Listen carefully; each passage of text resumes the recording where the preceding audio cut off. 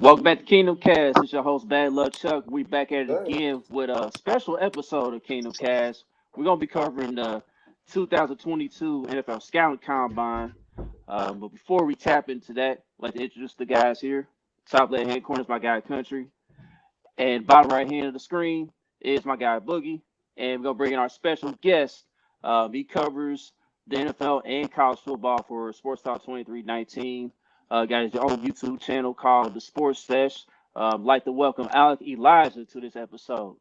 How you doing this evening, my man? I'm doing great. Thank you, fellas, for having me. I appreciate you guys having me on the show.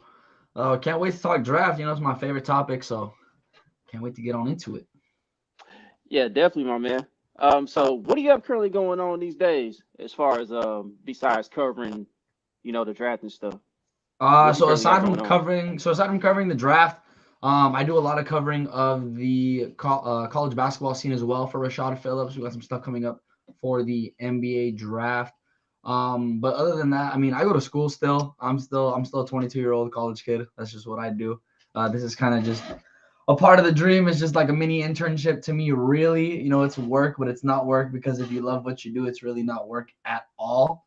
But that's really all I do. I'll be attending San Jose State in the fall, finishing up another 2 years, and then from there, I'll just hopefully be applying to networks, and we'll see where it goes from there. Straight up, Standouts. man. Rashad's a good friend of ours, so shout out to him.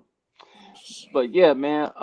But before we get into before we get into the weekend that just passed with the combine and everything, I do want to ask you about how you cover football. It's a little different from most people, not everybody. So you got this position terminology thing that you came up with for each position. So how did that come about as far as your tapping into your analysis? So it actually came from a conversation with Rashad. We were kind of just going over his basketball terminology and just the evolution of sports and how everything itself is really evolving. And it's true, he gave me a quote that's really stuck with me, and he said, "Evolution spares nobody." And I feel like that's extremely true with the game of football. We've seen it evolve. Before it used to be this smash mouth brute force, game that we really liked to watch, but now the game it's a bit more safer, it's a bit more player friendly, so that way we can have a product for a long term rather than having guys that are out early with concussions and stuff like that. So really, the terminology itself just it stemmed from Rashad's terminology, of course, but it also goes about labeling players correctly because there's so many wide receivers that are different. There's so many cornerbacks that are different, so many safeties that are different.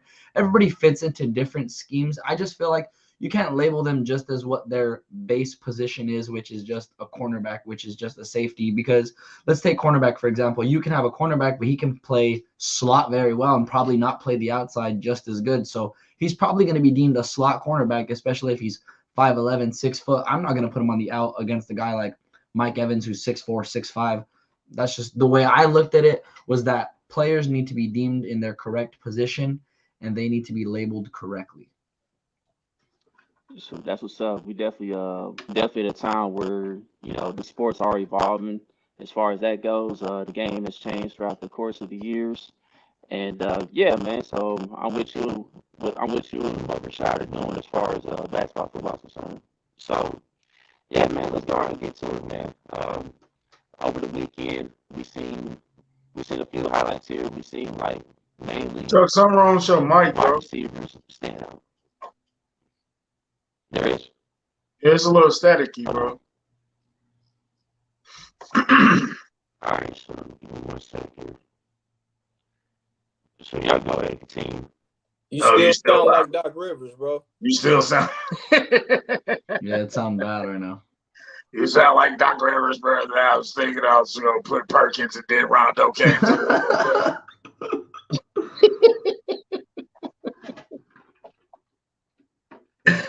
Yeah. Okay, try it now. Man, okay, what about now? There we That's go. better. What That's about much now? I thought it was my earphones for a minute. better. All right, cool, man. So glad y'all said something, man. Apologize for that, everybody. All right, so like I was saying, we got the standouts for the weekend. Let's go ahead and cover the wide receivers, man, because like the wide receivers were flying, dude. Like like at first, we were seeing all these 4-2s, but then come to find out, somebody's a little early on the stopwatch and everything. But there was a couple of guys that stood out, like those Ohio State wide receivers. You got Gary Wilson and Chris Olave. Um, you also have guys like the sleepers and Christian Watson. That's a guy that's been kind of buzzing here at Chiefs Kingdom. Just a few of those guys, man. So, Alec, who stood out to you as far as that wide receiver group?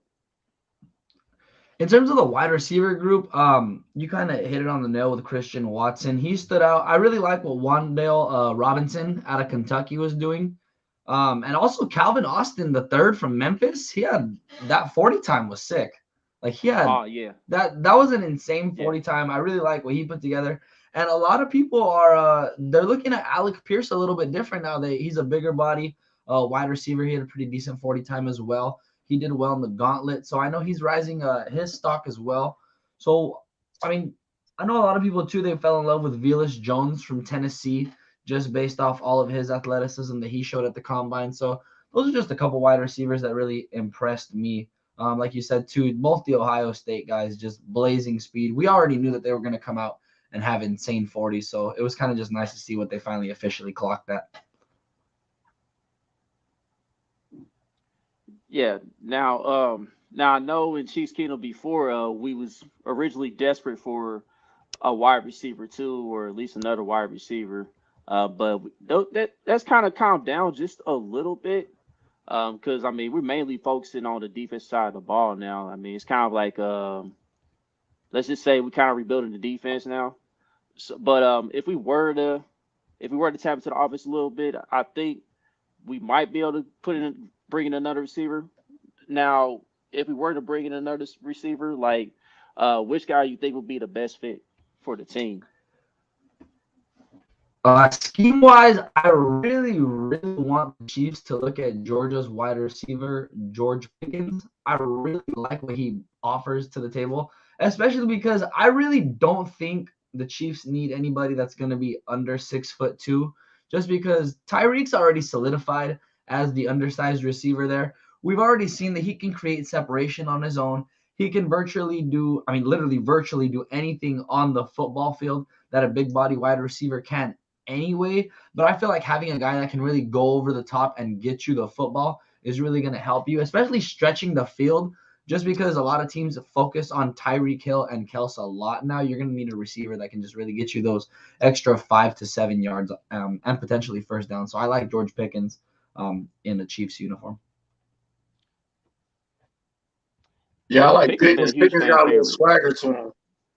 Pickens got that little swag, that little cockiness that's pretty good. That we like, that attitude that we need. You know what I'm saying? So I like Pickens. Excuse me. Pickens is a huge fan favorite here in Chiefs Kingdom. I know a few of us been tweeting about him. I like what I saw on film. For the limited time he was at Georgia. I wish injuries didn't hold back his season a bit. But for what I've seen, like I like how physical he was in the run game, mainly, but I also like how he can get off jams with DBs and everything. So yeah, he definitely could be a field stretcher for this team too. So definitely a It's good fit. after that combine, it looked like it's gonna be a lot of first round wide receivers. Who would you look for late rounds, like third to seventh rounds, like gems that might be a little bit under the radar, but they still can be contributors to a team. I think that might be the market we have to play in because everybody like killed the combine this week, wide receiver wise. So, I mean, a couple guys that are going to be gems for sure. They're going to be waiting. I mean, one of my personal favorites is going to be Charleston Rambo out of Miami. He's a super, super good vertical deep threat. He's going to be someone that teams are going to sleep on. Romeo Doubs from Nevada, strong wide receiver one, super talented guy. Justin Ross from Clemson as well. A lot of people kind of forgot about him in the college football scene, but he was taking off when Trevor Lawrence was at quarterback. I know the whole ukulele really not giving him the goods there at Clemson did play a role in Justin Ross's draft stock going down. Alec Pierce is another guy 6'3" wide receiver who can really go up and get you the football. So they're going to be some sleepers, definitely available. Tyquan Thornton from Baylor, I know he's rising his draft stock as well with the 40 time that he put up. So those are going to be some gems as well to go from the third, probably to fifth round. Yeah, the 4.2, right? Was it Yes. officially 4.2? It was officially a 4.2. Sheesh. That'll that do kid it. was flying, man. That'll do it. So, Chiefs, our needs right now, I think we're going to be looking at everything that we really need. I think is deep in this draft. So, edge, D-line, corners, and safeties, and wide receiver too. But as far as offensively, like any late round running backs or anything that kind of interests you a little bit. I know people have been looking from the kid for what's his name? What's the kid from Missouri that everybody was fixed on because he's kind of local? But D or whatever. Are you talking about Tyler? Yeah, Tyler Tyler Beatty. Beatty? Yeah, Tyler Beatty's a good Beatty. one. Brees Hall. Brees Hall really impressed me with his combine. I really liked all the numbers that he put together. Zamir White from Georgia. He's going to be one of the guys. I don't know how well. I mean, I've seen Ramondre Stevenson transfer over very well from OU. So I'd like to see Kennedy Brooks, because I'm an OU guy. I'd like to see Kennedy Brooks translate over very well in the NFL scene. We'll see how that goes. But aside from that, there's not too many running backs that I'm really, really high on. A lot of them will probably go maybe late second, early third. James Cook, Brian Robinson, Jerome Ford from Cincinnati. I really like. He's an undersized back. We'll see what he can put together. But those are just a few to name that I'm really looking forward to seeing go in this year's draft. Another before we get to the defense, another area that we might need to look at is right tackle. Did you see any right tackles that piqued your interest, or people that rose and fell during the combine? Yeah, actually, for the Chiefs, I actually think they should look at Nicholas Petit-Frere out of Ohio State. I think he'd go really well next to Creed Humphrey. I love what Creed was able to do as a rookie. So I think he's going to be someone to look at. If not, if they're going to wait a little bit, which I'm perfectly fine with, because there are some guys that are really, really talented. Guys like Veteran Lowe out of Illinois, guys like Dare Rosenthal out of Kentucky, Kellen Diesch out of Arizona State. These are all guys with super mean streaks, and that's what this draft features. They feature a lot of mean-spirited offensive tackles and guards, which the NFL is really lacking. A lot of these guys don't want to be friends with the defense. A lot of these guys are just here to bust you in the mouth and go to work, which I really like when you're in the trenches, because the trenches really it's a war zone, truthfully. Yeah, we definitely. Yeah, you definitely need some chances to win. I like Niang. I think that we got to get him to have a consistent season. He's starting to get that injury-prone tag. Like, he came in injured, he had a couple of good starts, and then he got injured again, and then he came and put it. It looked like it was coming, but he got injured again, and I think we're going to need some more consistency at that position. At least a competition guy to come and fight it out, because still sharp and still. But if we can add another guy with attitude to be on that right side with Trey Smith, or oh yeah, you know what I'm saying, that'll really solidify that line for the next 4 or 5 years, 10 years, or wherever, as long as Mahomes, to keep Mahomes safe. Because on the offensive side, I don't think we have too many holes. I think second wide receiver, maybe another tight end, mostly depth guys, mostly. Yeah. But the right tackle might be a starter depending on how Niang comes back off another bad injury with his leg. So, yeah, I was just interested in the right tackles, because I think we're gonna need some depth along the line to solidify that line. Yeah, I wouldn't mind a depth piece in that area. I just feel like Niang just got to the league. Yes, he has had unfortunate luck with injuries, but I think we need to at least give him another year, man, just to prove himself that he can be a little more reliable. But I wouldn't mind adding another depth piece in that area. Yeah. Um, but yeah, man, I want to get to the DB room, man, because it's looking like our DB room is gonna need some work, man. We got questions about whether Tyron is coming back or not. Travarius Ward, he's a free agent. We don't know if we're gonna bring him back or not. So there's a couple of DBs I saw that I really like. Um, I mainly want to start with the safeties. You know, Cine from Georgia, he's my number one. I don't know where they got him projected, but he put on the show in the combine. He's fast. He showed great agility, ability to break on the ball and everything. This guy, Daxton Hill, he's been the most popular name recently in Chiefs Kingdom. Um, and then there's more. What's the Kyle kid? Hamilton, he's gonna be gone. What's the kid? Petrie. His name started with a, or Yeah, his last name started with. yeah, Jalen Jalen, Petrie out of Baylor. yeah, Yeah, Jalen I've been Petrie hearing his name a from lot Baylor. too.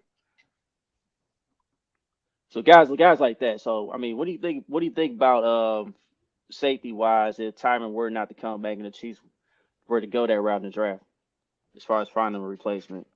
If Tyron doesn't come back, I think Lewis Sign would be an interesting replacement out of Georgia. That's the guy that you were referring to. I think he'd be Or an sign? interesting Yeah, interesting replacement. I don't think Brisker is gonna be there. I don't think Daxton Hill is gonna be there for the Chiefs.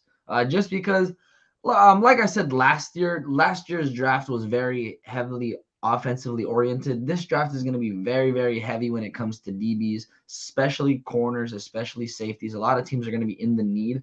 One guy that I actually think would be spooky for the Chiefs to take a look at is Verone McKinley III out of Oregon. He's a versatile safety.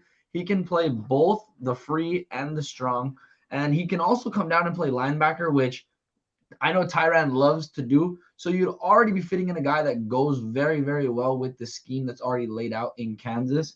I think he'd be someone, especially that they can get late. They don't have to worry about reaching for him early or anything like that, just because a lot of teams are sleeping on him. He's one of my biggest sleepers in this year's draft. He didn't wow anybody in the combine. He still put together very, very generally good numbers, enough to get himself looked at. So I think Verone could be a guy that maybe the Chiefs definitely take a look at. Brian Cook from Cincinnati, also a very, very physical safety, if that's what they're looking for. But if they're looking for a guy that can really do a little bit of both, Sign's going to be an interesting look, and so is Verone McKinley. Alec, hold on. You didn't say Kansas, did you? You didn't call us Kansas, did you? Respectfully. I don't want them to get you. I got to look out for you. Is it Kansas City? My bad. My fault. My fault, y'all. You good. I'm looking out for you, man. You cool. Look, I want to ask you about Roger McCreary, big corner. I liked him. How do you see him fitting with the Chiefs and Spag system? Roger McCreary, I honestly think he's probably the only other corner aside from Ahmad Sauce Gardner in this draft class for me that can fit in any defensive scheme. There isn't any really hold on him. He can play the inside and the out. He's 6 foot. He's still got very, very lengthy arms, and he knows how to use them. He can get physical at the line. He's got jamming abilities, although they're not there the full way, kind of like with Derek Stingley. He still has the ability to get in your wide receiver's face and disrupt their route. I would like to see him in a Chiefs uniform. That definitely would be scary as well. I don't know just how high he's going to go in the draft, so I don't know if he's going to be available for Kansas City, just because a lot of people are going to look at him a little bit differently because he had a very high 40 as well. But like I said, he's one of those guys that can fit into any scheme. I don't see him having any problem whatsoever fitting into the Kansas City scheme. Speaking of Stingley from LSU, I heard rumors that he might drop. I don't know why, injury concerns or something like that. Is there any truth to that, or is there just a smoke screen? So Stingley's one of these rare cases. He actually dropped for me. He was ahead of Ahmad Sauce Gardner his rookie year when it comes to this draft class right here. But after his rookie year, I'm sorry, his freshman year. But after his freshman year, you don't really have a whole lot of tape on Derek Stingley. And that to me is that's the first indicator that's going to drop your draft stock. To me, you have to have 2 solid years of college tape. You know, a lot of people ask, well, why don't college players do this one and done thing. You really do need 2 years of solid tape at least to get noticed. Derek Stingley, however, respectfully, had one of the greatest freshman seasons I've seen. He gets a lot of hype as well for being on that national college winning team.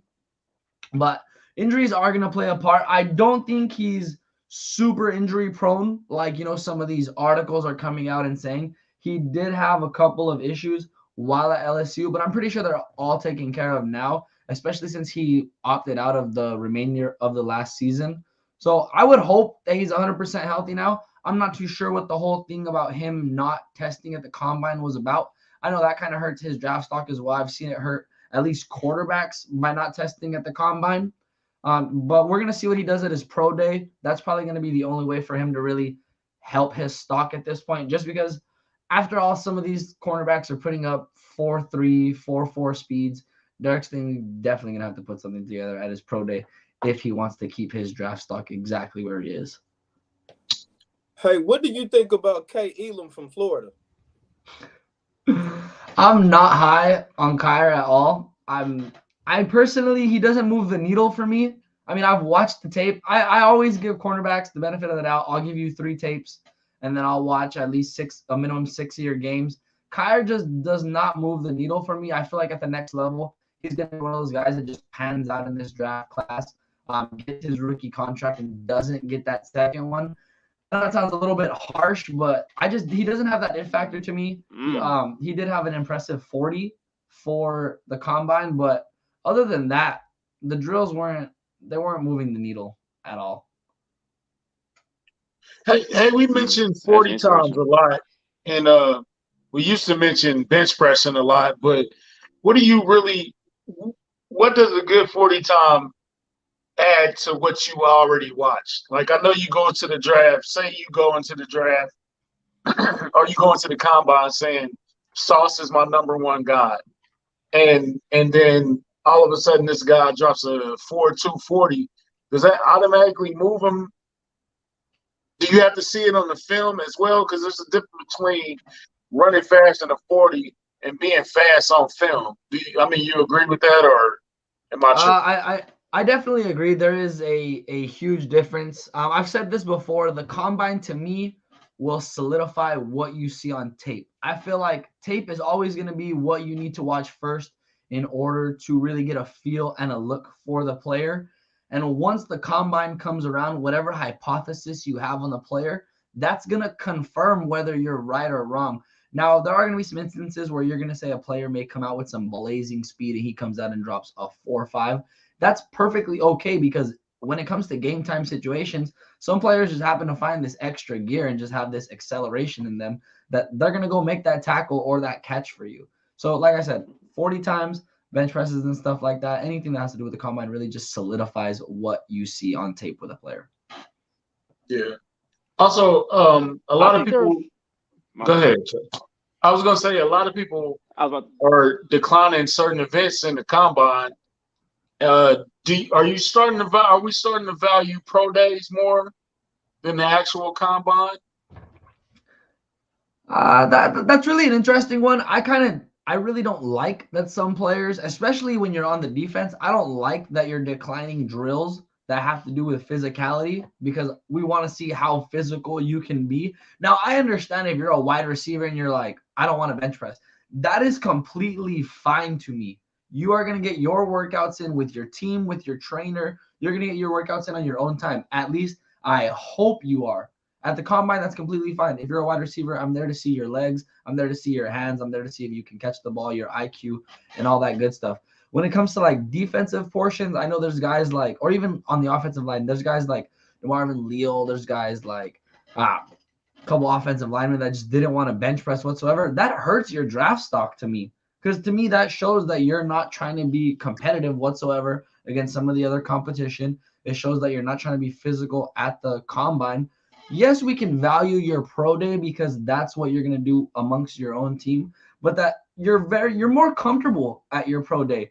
We need to see at the combine that you can perform under the bright lights, under where all these eyes are watching you, where all these people are evaluating you on just how good you really are at this specific skill set. Yeah. What I was about to ask you was this. I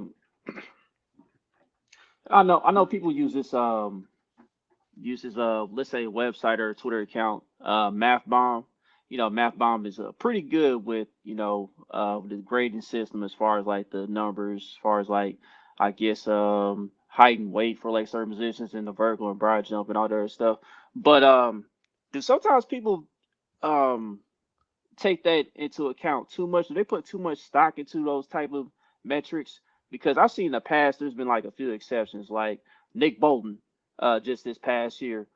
He didn't grade well under this system, but the film, what we saw on film, and it translated to our team, and he actually had a good rookie season. And there's also a guy in Darius Leonard. He didn't grade well. He didn't test well in the combine as well, but he's like one of the best linebackers in the league. So do people put too much stock into these metrics at times?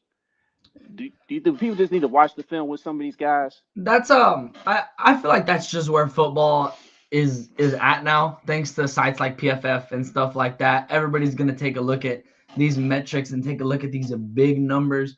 To me, really the only numbers that matter is your tackles, your interceptions, your catches, your touchdowns. The basic numbers. If you're gonna be looking at, well, this is how many yards this guy gets you on a hitch route with single man coverage, like just watch the tape at that point. Like you're better off just watching the tape on how well a guy does versus single coverage. You're not going to look at a basic number. I do feel like numbers, they are beneficial at times because, like I said, they can confirm what you've seen on tape. But like you said, there are people that just take them way too much to heart.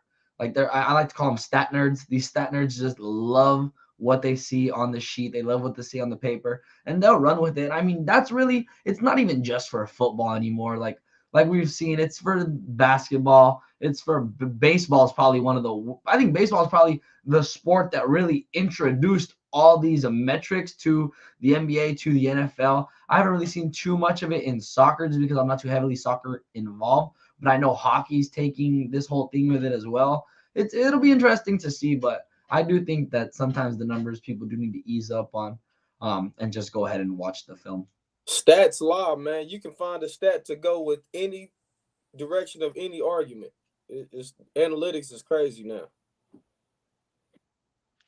Yeah, that's how I feel about it, man. I just think that you don't need like equations to figure out situational football, and it's clear as evident. Like I like watching NFL still and everything, but situational football is taking a hit, man. Like especially in the Super Bowl. Like Super Bowl, I just seen a lot of questionable stuff, and it's just like, okay, why are you not running the ball here? Why is this guy Yep. not in the game in this situation? Just stuff like that. So yeah, but let's go ahead and get to the standouts, man. I want to talk about Jordan Davis mainly. Jordan Davis, to me, he was the main standout of this scouting combine. Um, he put up one of the best scouting combine performances we've seen in a long time.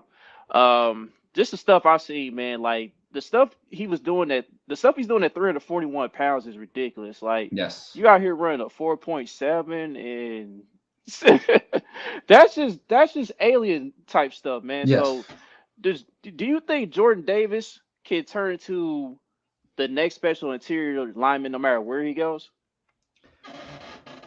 I think Lamar Jordan Jackson. Davis is going to be very, very special at the next level. I mean, if we just take a look at his numbers real quick, you already mentioned his 40 time, 4.7, 10-foot, 3-inch broad jump, and his 10-yard split for a man that's 340 pounds was 1.68. That's absolutely impressive. That's very close to Kayvon Thibodeau's time, which a lot of people aren't even taking a look at. Now, this is one of those, Jordan Davis is one of those people where a lot of people are looking at what they see on the stat sheet and not paying attention to the film because Right. although they've seen all these tremendous numbers, I don't know where this whole, well, let's look at his snap count and how many snaps he's played. That's not his fault that Georgia was blowing teams out by the third quarter. I personally feel that there should be coaches that are raving at the fact that he didn't play that many snaps in college. For his body to be this preserved and be a trench player, be a defensive lineman that lines up with centers, they should be loving the fact that his body is in this condition and he's able to do these things that you said are alien like. Like, he literally has the second best combine grade after Calvin Johnson. That's, to me, that speaks levels for a man that's 340 pounds. Yeah, that's spooky.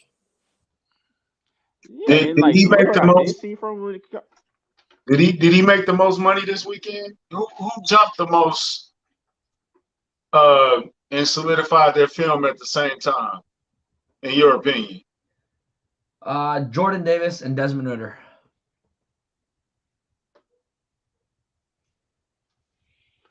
Yeah, people had a lot of questions about Desmond Ritter heading into this combine. Like there was people that was kind of iffy on him. He definitely had a decent college year, but there's a lot of people that wasn't exactly like impressed for what he put out there. But it's gonna be interesting to see where he lands. Honestly, he's kind of a mystery in this draft Who, class. who's the quarterback with the small hands? Which guy was that? Kenny Pickett out of Pittsburgh. He measured with Yeah, was 8.5-inch hands. yeah. Yeah, That's that might be an issue. small. Hey, Alec, is there any chance Jermaine Johnson drops to us? Oof, not after that combine he just had. After that combine he just had, I honestly, look, that's been one of my favorite players. Everybody knows him from Last Chance U. You know, a lot of people are even surprised that that's him. I'm like, how did you not follow his? I personally followed his career after Independence. I wanted to see what he did. He was at Georgia, was a rotational guy, didn't find his fit there, went to Florida State. Now he's reigning ACC Defensive Player of the Year. What he did at the combine, 40-yard dash was a 4.5, 10-yard split was a 1.55. That's faster than Aiden Hutchinson and Kayvon Thibodeau. And he measured with a wingspan of 82 inches. There's no way he falls outside of maybe the top 30 picks at all. Man, I wanted that Yeah, kid too, he's man. ridiculous. Uh, Yeah, we know why too. He's from Florida State, but nah, the kid. I like Jermaine Johnson though. He's a Jermaine Johnson, grinder. Like he's he definitely is one of those guys I'm targeting. he's truthfully a grinder. 6'5", 254. It doesn't get any better, really. he's a beast. So, All right, so did we I wrap up mentioned on the safeties? Because because I think we're going to need maybe replacing Matthew, maybe or definitely replacing Sorensen. We need a guy to pair out there, or two guys to match out there with Juan Thornhill, or we can keep him deep. We need a guy that could. We need a couple guys. Like we definitely need to double dip. We might need to double dip on safety and cornerbacks. You know, is the depth so large that at 30 we can afford to trade down and maybe pick up another top 50 pick?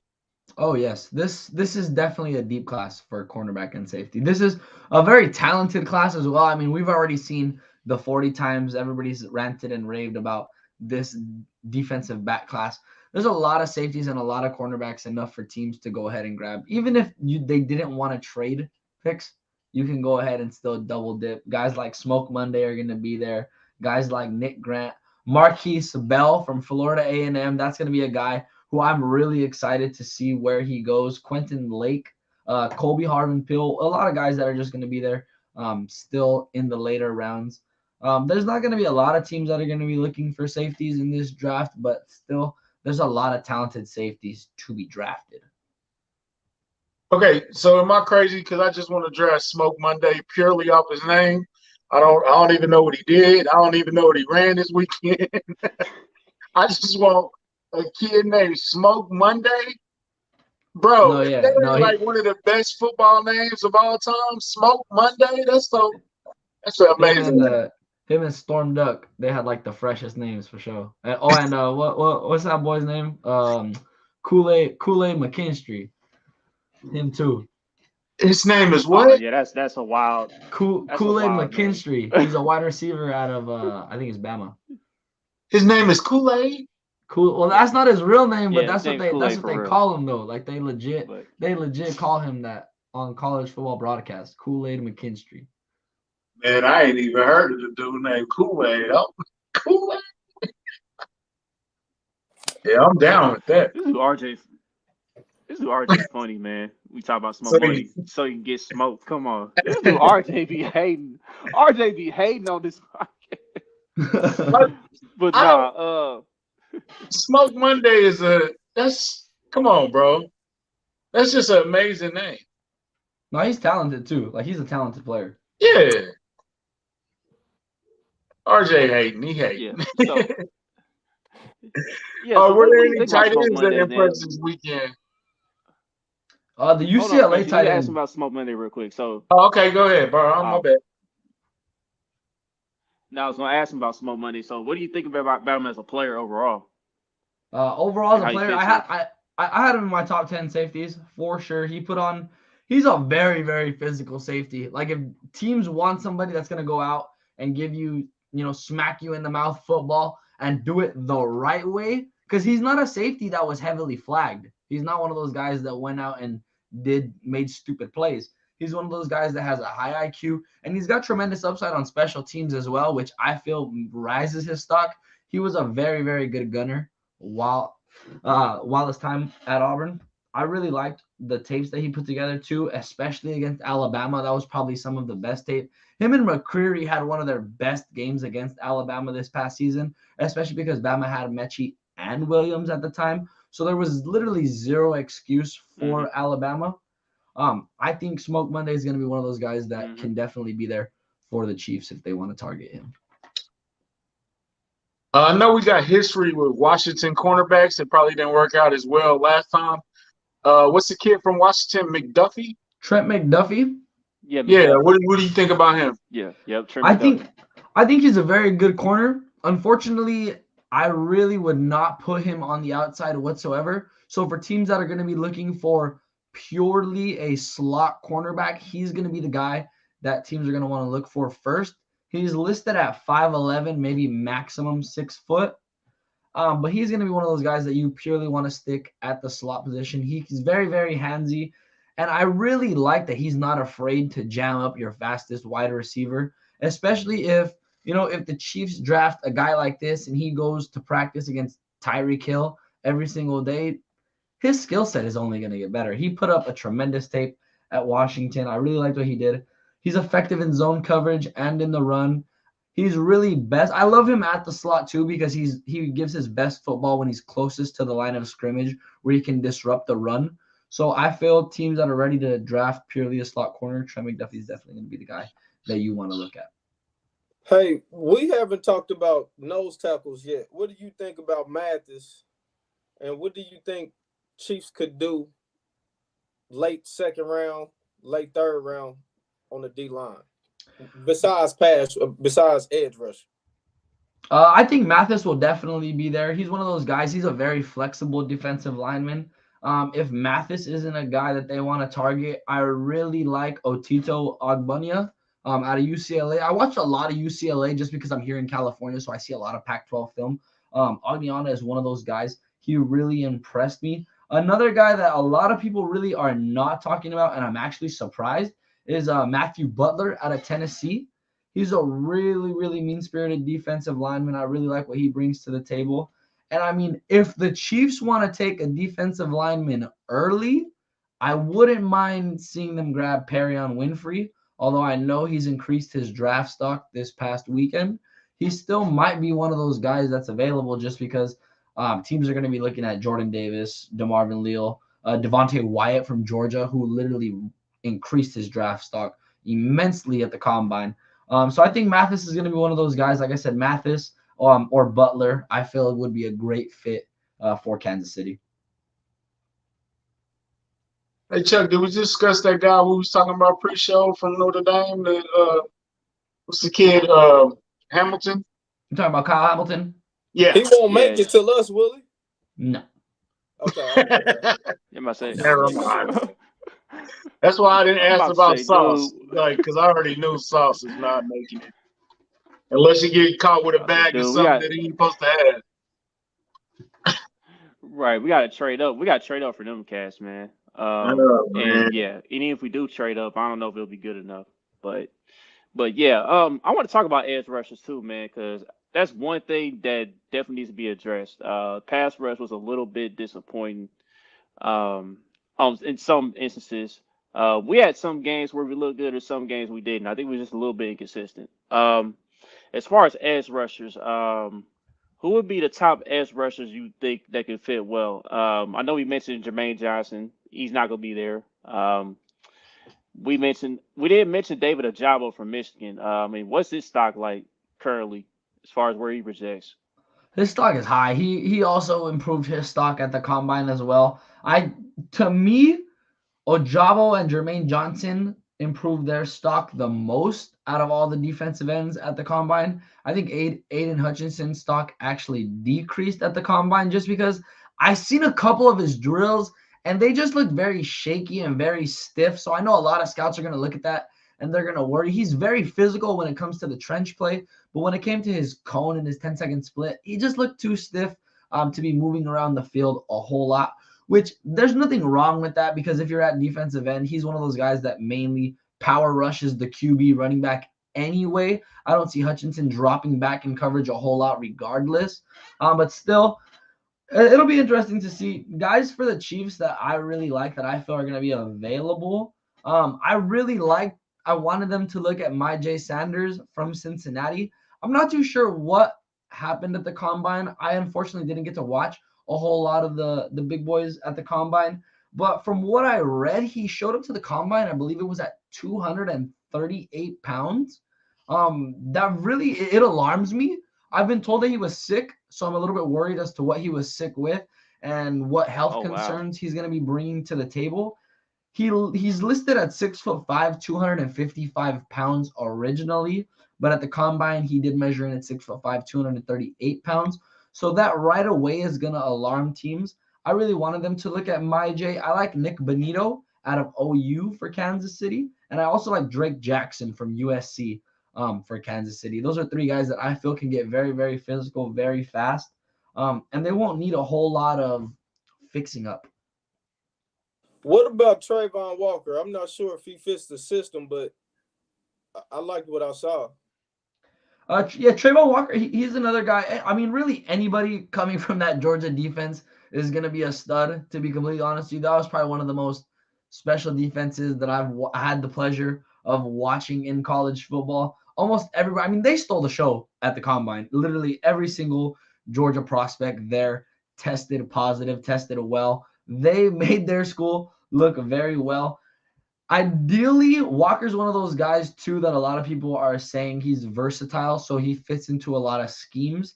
I've only seen maybe a couple of tapes on Walker. So from what I've seen, he can fit into many different schemes, the 3 tech, the 5 tech. So I feel like he can be a fit as well for Kansas City. He's definitely going to be a guy that's there as well. I don't see him going very, very early. Like I said, I think Ojabo goes above him.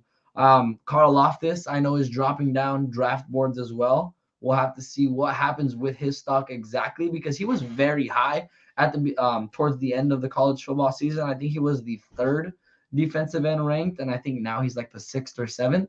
So we'll definitely just have to see where some of those guys go because if Carl Loftus drops and he's available for Kansas City to pick up, that's a serious talent for them to go ahead and grab.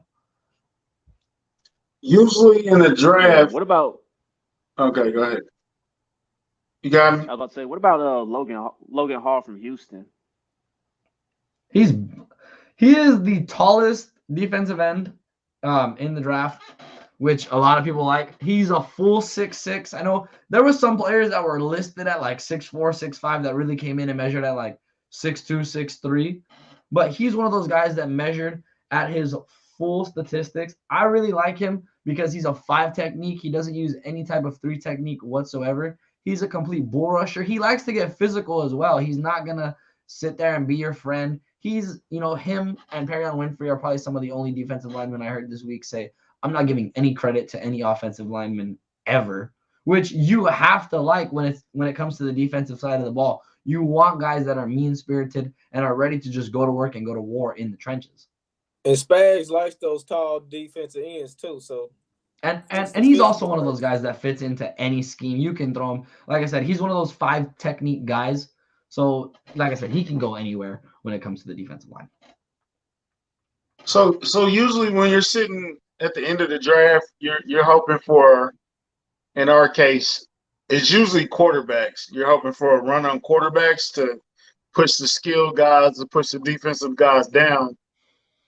Who do you think is going to be that run? Is it going to be offensive line guys, or is it going to be? It sounds like it's going to be a lot of wide receivers this year in that first round.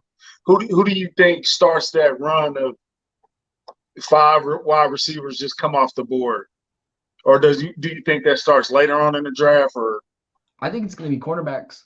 I think there's going to be a lot of cornerbacks. That's not what we wanted to hear, Alec. There's going to be a lot of cornerbacks that go off the board. After what I've seen last season, there's a lot of teams that are going to be trying to improve their cornerback room. Wide receivers could be one of them, but this class is just too talented when it comes to defensive backs that I think a lot of them are going to fly off the board very, very fast compared to the linemen that we've seen in previous draft classes.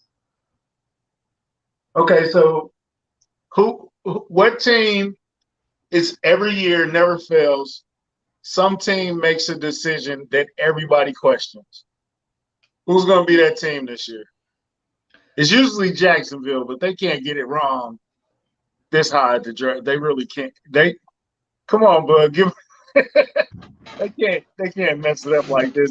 Well, they can. I ain't gonna lie, they can. Believe it or not, I genuinely think this year's bonehead draft pick is gonna come from the Cowboys. I do think that they're gonna go ahead and re-sign. They're gonna re-sign the safety that they have now, the Kazi. They're gonna re-sign him, which they shouldn't do because there's so many safeties that they can go ahead and take now. They're going to wait till like the 6th or 7th to draft the safety when they can just get one in the first. They can literally get a guy like Daxton Hill. They can get a guy like Jaquan Brisker. There's guys that can turn their defense around, and I think they're going to go ahead and make a bonehead play. If not, I mean, the Raiders never surprise me every year. They never shock me when it comes to some of their draft picks. I mean, let's be honest here. We've seen some of their draft picks over the years. They haven't panned out. Whether it's legal issues, whether it's on-field issues, they're one of those teams too that you have to look out for and just hope. I mean, we'll see what the Eagles do. They have 3 picks. You would think that because they have 3 picks, they can't go wrong. It's Philadelphia. Definitely could go wrong. New England, I mean, I'm a Patriots fan. I really want a wide receiver. Probably going to end up with a linebacker anyway. So, I mean, I'm going to be a little bit pissed off at that. So we'll have to see what just happens there. If they're going to bring me a guy like Nakobe Dean, though, I might be a little bit satisfied, but I'd still rather have the Jameson Williams, Garrett Wilson, maybe Chris Olave wide receiver for Mac Jones. Hey, who do you think is a player that should be a first-round pick, but whether it's off the field concerns, injuries, whatever it is, will go in the second round and will be just as good as a first-round pick rookie year? I think David Bell, the wide receiver out of Purdue, can literally line up with any single one of these wide receivers in this draft class. I've been watching him for about 2 years now. I really like what he brings to the table. He didn't have the most impressive combine. I've actually seen his name when it comes to combine losers a whole lot this past weekend, which really, really discouraged me because I've been high on him, especially this past college football season. But I think his on-field production will translate very well at the next level, especially if he can land with the right team, because as we all know, it's all about fit. It's all about where you go and just how much you can get the football in your hands. Yeah, our good friend Mark Gunnels, he was on here before. He was very high on David Bell. He was thinking like, that would be an option for the Chiefs if they were to go that route in the second round or something like that. But yeah, David Bell, I think he's one of those guys where you just gotta look at the film, man. Just don't even worry about what he did at the combine. I think the film stands out way more than what he did at the combine. So I like how you mentioned him. Yeah, don't go all Al Davis and get caught up in the 40 time and then you start drafting a wide receiver that's gonna drink his way out of the league in 4 years. You know what I'm saying? Oh That might have man. been a little too harsh. My bad. I'm sorry. Or Yeah, that gamble was your way definitely out. harsh. Oof. They I'm did that with the sorry. wide My receiver bad. and the cornerback, and they don't got either of them now. Jesus. Oh man, tough, So, tough. what was the most exciting? What was the draft that got you like, man? I want to work. I want to do that. I want to start researching and building around that. I want to work in that field. What draft got you super excited? Like, this is what I want to do. To be honest with you, there wasn't really a specific draft that got me into this. I mean, I started doing this with Rashad. I started on the basketball scene, but I've been around football way more in my life. I understand the game a lot better than I do basketball. And naturally, like I love what I can watch on film. I love seeing a player that I can give a little bit of spotlight to. I just like finding these gems, and I mean, just like any other scout analyst or whatever, I like being right. Like I like finding a player and I like saying, I found him before a lot of you did, and here's what I said about him, and I was right about him. Okay, so I got to get this question off. And this, Mm-hmm. okay, we got Brett Veach. He's aggressive. He usually trades the first round pick. He made a draft pick that everybody in our fan base hates. I think last year I think the last 2 years he's been having better drafts. How many drafts does a GM have to have to move on from that bad pick? He picked Breland Speaks. Everybody in the fan base hates that pick. They never liked it. They never wanted him. Last year, he put together an incredible draft. The year before that, it was a very good draft, I think. How many more good drafts to very good drafts does he have to move on from that horrendous first-round pick? Man, you're asking a New England fan about good drafts. I ain't never seen a good draft in my fan base ever. You're asking me? Like, dude. Now, real talk though. I think you should have at least 3 good drafts before. And I'm talking like you got to have at least 3 solid picks that panned out very, very well on your team. Not practice squad players, not these guys that were just amazing special teams players. Like, I'm talking, they have to put up legitimate stats and make a legitimate impact on your team in order for them to forget about that. Okay. I agree. So you think, I think in the first round, you need a starter, a surefire starter, a button superstar. Second round, a starter, a quality guy. Third round, he has to be a contributor.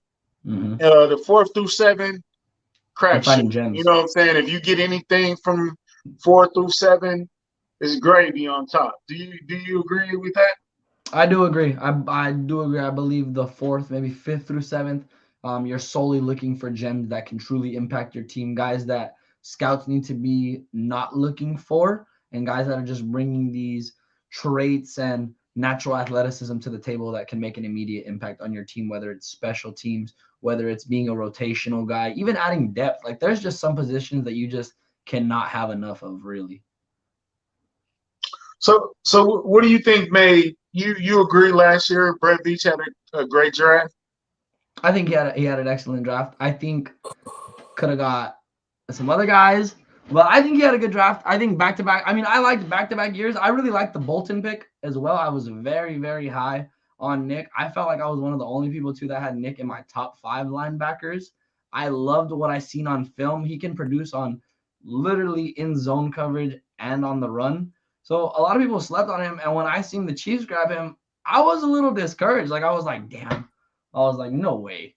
I was like, he just went that fast, because I was like, New England, we can get a sleeper. We can get him in the 5th.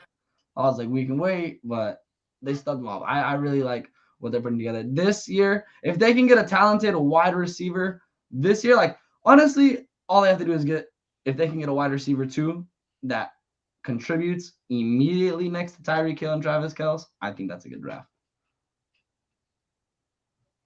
This specific podcast right here was all on the Nick Bolton bandwagon, while everybody else was like, Oh, what are they doing? Nick Bolton, he's too No, he slow. can He's play. not Like, fast he enough. has the tape. Like, dude. Our very first guest was Right. Sean Smith, and on Come on. that very first show, he mentioned Nick Bolton. So we gotta get Sean back on. I gotta call Sean. See Yeah, who's his definitely. sleeper this year. So New England, you guys do have bad drafts, man. Y'all got a lot of picks. Y'all don't draft that. No, at all. Patriots don't draft good. No. No. What do you think Patriots get about like Mac one guy, and Jones? then that's pretty much it. What do you think about Mac Jones? What would you do to surround Mac Jones and make him? Because I think Mac Jones is pretty good. He's on that second tier, I think, like mid tier. What would you do? What would you surround him with to make him better? Outside of, you said wide receiver, but I was a hater at first. I'm not even gonna lie to you. When we got Mac Jones, I was pissed. Like, I seen Lance go. I was pissed. And then when the Bears traded up, I was like, this is gonna hurt right here. You drafted Justin Fields. I was like, I knew it too. Everybody told me 3 weeks ahead. They were like, you're gonna end up with Mac Jones. You're gonna end up with Mac Jones. And I tried to manifest it. I was like, no, we're not. No, we're not getting Mac Jones. They're not bringing me Captain Mac, Easy Mac. I'm good. Unfortunately, that's who I got. And after 3 games, I was content with the pick. He's put together, a solid rookie season with virtually no weapons, really. I mean, he has guys that can put, string together plays and drives, but he doesn't have any it factors whatsoever. There's no it factor on that offense. Our running back 2 out for damn near the entire season. So that also hurt, not having James White. But I mean, really the only thing New England can do to boost this offense is get a wide receiver. I don't think there's any way around it. The tight ends are already there. I like what we have. But if we don't have a wide receiver 1, like the guys that we have are perfect wide receiver 2s, wide receiver 3s. We do not have that it factor. We don't have a wide receiver 1. And that's solely what Mac Jones is missing. Because let's face it, that's what he had. He was spoiled at Alabama. He had an arsenal of wide receiver 1s playing wide receiver 1, wide receiver 2, and wide receiver 3. all right. Yeah, I think that's our problem Yeah, too. We and definitely got a 1, and then we got a 3 and another 4, and that second guy we don't have him yet. So I think we kind of in the same boat with that. Y'all need a 1 though. Yeah. I definitely need a 1. You think Belichick is take a 1? No. Unfortunately, I really think I'm ending up with a linebacker. I'm gonna end up with a Christian Harris and the Kobe Dean player. I'm hoping, maybe we make a run for somebody in the offseason. We'll see. I know everybody said that we were the second closest to getting Odell in the whole little trade for Odell thing. That one kind of hurt because I was on the let's get Odell train. I've been on that train for 2 years. Just didn't happen. So we'll have to see what Belichick puts together. If he does, for whatever reason, he does draft a wide receiver in the first round, I will be completely shocked. Like I'm already like, I've said it months ago, like I really want Jameson Williams for the New England Patriots. I want Mac Jones to have an Alabama guy, somebody that he has at least a little bit of comfortability with. If not, I'll take Mechie the third. I like his production value as well, but I've just become accustomed to ending up with a defensive player in the first round, regardless of who is on the board. Belichick is going to do whatever Belichick feels is best for the team. I'm surprised y'all saying the Patriots can't draft, and I'm a Chiefs fan. I don't understand that. I think the Patriots draft better than the Chiefs, but I guess that's just my opinion. No. I think some of it might be. I think some of it's just that the Patriots got a good coaching staff. I think that's part of it. That can cover up some of those holes. But yeah, Alec, as far as wide receivers goes, man, y'all haven't really done well in that category at all as far as draft wise. Y'all drafted guys like Malcolm Mitchell, for example. N'Keal Harry. I think he only played like 1 year. Yeah, N'Keal Harry. I don't want to talk about N'Keal Harry. So I think the only receiver y'all really hit I don't on. want to talk about N'Keal Harry, man. Y'all hit on Edelman. Edelman's not even a receiver. Y'all That's hit on the crazy Edelman, thing. but that's really Edelman wasn't even they drafted I'm watching the Tom Brady doc, and Edelman's on there, and he says, "Yeah, Belichick calls and said, we're drafting you.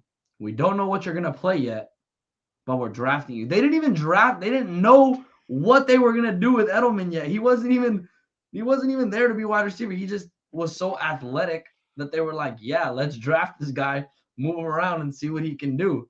But no, they cannot. The N'Keal Harry draft still pisses me off to this day. I still can close my eyes and remember exactly where I was at, praying for DK Metcalf, praying for AJ Brown, sitting there going, please, please, please, please, please. Debo was ready to be a Patriot. Debo was ecstatic to be in New England. And these guys go, we're taking N'Keal Harry, Arizona State, which I understood being a college football analyst. I seen N'Keal Harry's tape.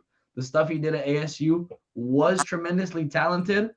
Wasn't talented enough for me if I was in New England's front office and be like, that's the guy I want. Because you're watching two of these guys at Ole Miss duke it out to see which one of them is better, still love each other at the same time, and literally have the most fun whatsoever playing the position. I don't understand how New England fumbled that draft at all. Like, I literally all last season I spent deleting tweets saying get N'Keal Harry off the field 5 minutes after I posted them, just to keep it professional. Like, I was like, dude, like, I gotta get this off my chest real quick. 5 minutes later, all right, it's gonna come off the Twitter sphere. It can't be there too long. Hey, Don't feel bad about y'all, Metcalf and all them. We was doing the same shit, bro.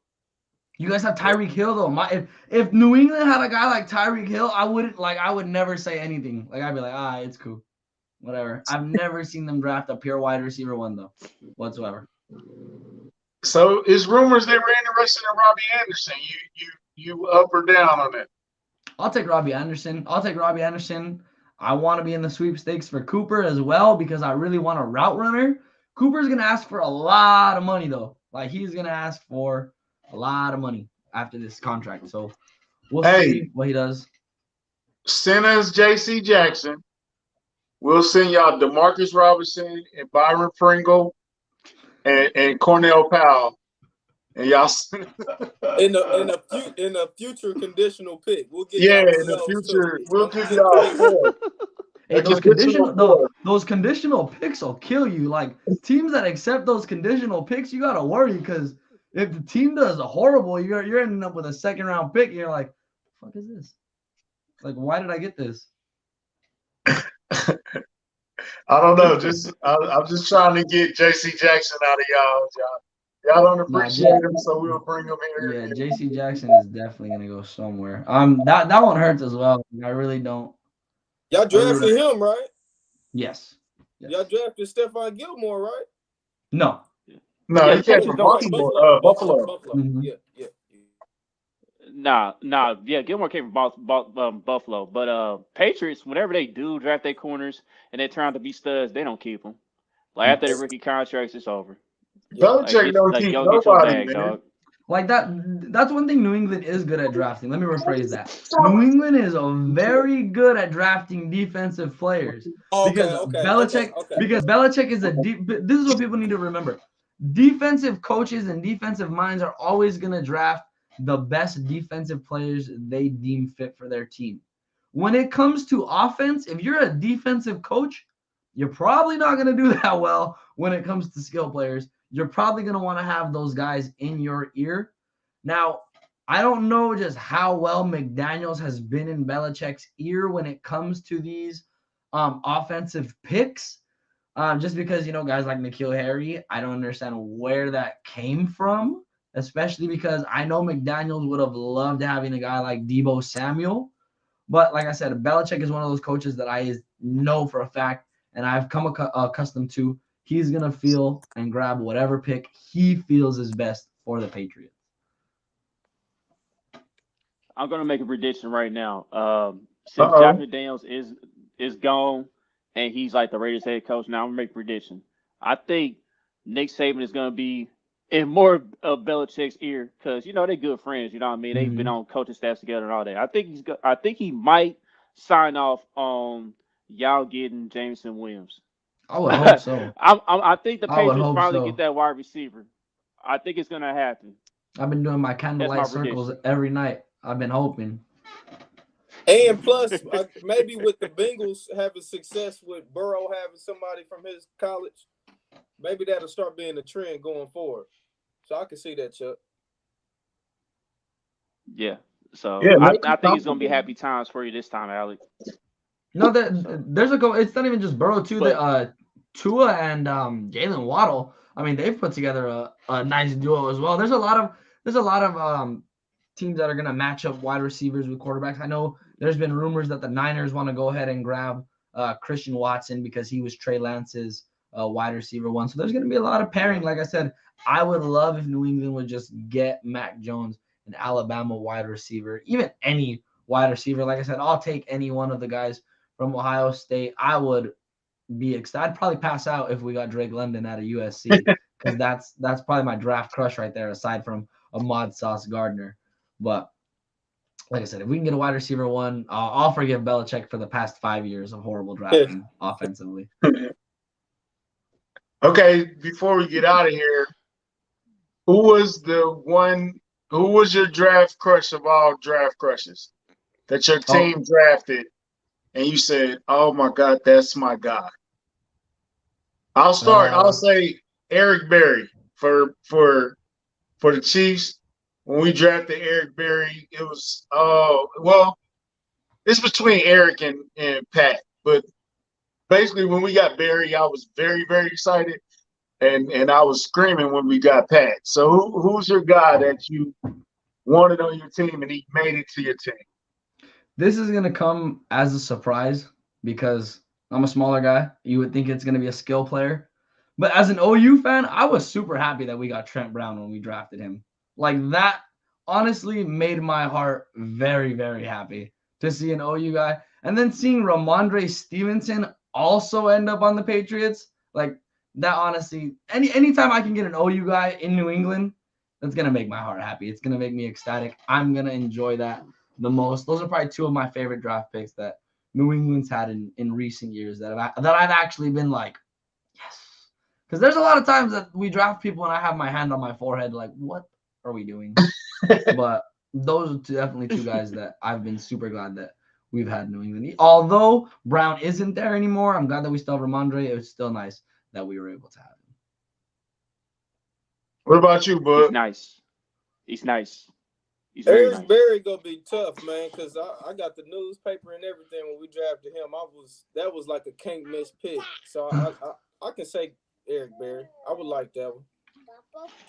Yeah, I mean, we all in agreement it's Eric Berry and Patrick Mahomes. We all in agreement there. I mean, plus Eric Berry, I got a chance to chop it up with him a few times. Like the first time was around Thanksgiving time. Like I just randomly ran to him and his dad at Price Chopper, say what up, whatever. And talked to him for a little bit and then took a picture and then just wrote out. So that was pretty dope. But Kelsey and Justin Houston also, because I'm a pro marijuana. So for them to fail they drug test, I thought they was first round pick. So I like that. Oh my gosh. Anyway. Whoa, yeah, that could have been. Oh, Yeah, I thought okay. Justin Hold Fields on, was hold on, hold good on. too. Ooh. Since Kevin brought this name up, Oh Alec, God. who was the guy Ciao. that broke your heart the most? That you thought was going to be that guy, and he just never panned out. He broke your heart. We all gonna agree, John Baldwin. As far as Chiefs fans, John Baldwin. Oh my God.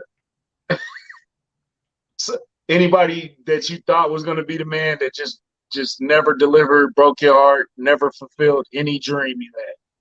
Nikhil? I thought Nikhil was going to be wide receiver one. I literally, look at the way I thought about it. I was like, all right, cool. Tom Brady's got a big body, vertical guy. Finally can get over the top. Edelman in the middle. Gronk's got like 2 years left. We're going to get something going. And then Nikhil just happens to play with bricks on his hands. Like, what? Like, he drops the ball with nobody around him. Like the craziest thing is he's very good at creating separation. He can get himself open, but he can't catch the ball. Like that, it pisses me off the most because he's the guy that I was like, all right, well, you know what? I'm in California, Pac-12. I've watched a lot of Nikhil anyway. I've seen the tape. I understand why we're drafting him this high. Let's see if he actually pans out. First season was a little lackluster. Second season, I was like, all right, it's a wrap. Like, let's just wrap this up. Let's go ahead and make sure, he gets his nice little incentives from his rookie contract and, shake his hand at the end of this, call it a day, and we'll go after another one. Did he ever make a workout video at about 3 a.m, jogging and sweating? Until I fell for that shit, man. There's players that will genuinely look at, all right, you're talking to a Patriots fan. You're talking to the same guy. I watched Cam Newton put himself with Bane's voice. I was like, woo! I was like, we're going to the Super Bowl. Man, by the fourth week, I was like, we ain't going to shit. We ain't going to nothing. Like he had me, but he truthfully had me, but he was like, they were sleeping on me. I'm woke. I was like, let's get to it. I already downloaded the Cam Newton keyboard and everything. I was like, let's do it. Do work, son. Man, by the 6th week, I was like, yep, we're getting the QB next year. I was rooting for Cam too. I was rooting for him hard, man. I was too. I was ready to buy the jersey and everything till we got to week 6. I said, all right, let me go hold off on this jersey order right here. Yeah, man. Yo, yeah, man. Alec, like, but right before we let you go, Alec, who's your top 5 impact rookies for this upcoming season? Like, who's gonna be the guy that's gonna immediately be a Pro Bowler, if not borderline Pro Bowl caliber type player for you? So my top 5 impact rookies.